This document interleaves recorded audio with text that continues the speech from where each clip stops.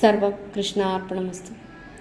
നമ്മുടെ സമൂഹത്തിൽ വിവാഹാലോചനകൾ തുടങ്ങുമ്പോൾ ആദ്യം ഉയരുന്ന ചോദ്യം ഇതാണ്: ജാതകം ചേരുമോ?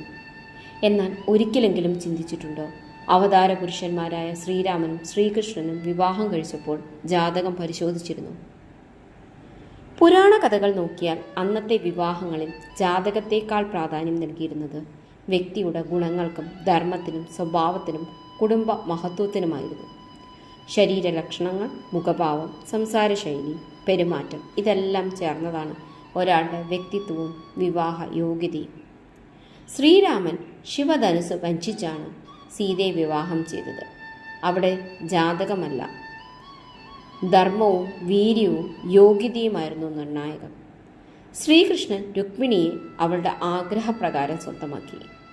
അവിടെ പ്രണയത്തിനും പരസ്പര സമ്മതത്തിനുമായിരുന്നു മുൻതൂക്കം. മാത്രമല്ല, ഗ്രഹങ്ങളെയും നക്ഷത്രങ്ങളെയും നിയന്ത്രിക്കുന്ന ഈശ്വരൻ മനുഷ്യരൂപത്തിൽ അവതരിക്കുമ്പോൾ അവർക്ക് ഗ്രഹങ്ങളുടെ സ്വാധീനം ബാധകമല്ലെന്നൊരു ദാർശനിക കാഴ്ചപ്പാടുമുണ്ട്. അവരുടെ വിവാഹങ്ങൾ ദൈവീക ലക്ഷണങ്ങളുടെ ഭാഗമായി ലോകധർമ്മത്തിനു വേണ്ടി മുൻകൂട്ടി നിശ്ചയിക്കപ്പെട്ട കൂടിച്ചേരലുകളാണ്.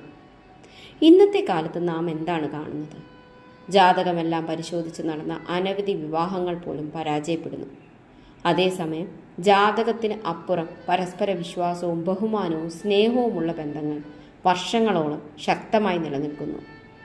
അപ്പോൾ യഥാർത്ഥത്തിൽ ഒരു വിവാഹം വിജയിപ്പിക്കുന്നത് എന്താണ്? ഗ്രഹങ്ങളുടെ സ്ഥിതിയോ അല്ലെങ്കിൽ മനസ്സുകളുടെ പൊരുത്തമോ? മൂല്യങ്ങളുടെ സാമ്യമോ അതോ പരസ്പര പിന്തുണയോ? നിങ്ങളുടെ അഭിപ്രായം എന്താണ്? ജാതകമാണോ അതോ ഹൃദയങ്ങളുടെ ബന്ധമാണോ വിവാഹത്തിന് ഏറ്റവും പ്രധാനപ്പെട്ടത്? നിങ്ങളുടെ അഭിപ്രായം കമൻറ്റ് ബോക്സിൽ രേഖപ്പെടുത്തൂ. സർവം കൃഷ്ണാർപ്പണമസ്തു. നന്ദി.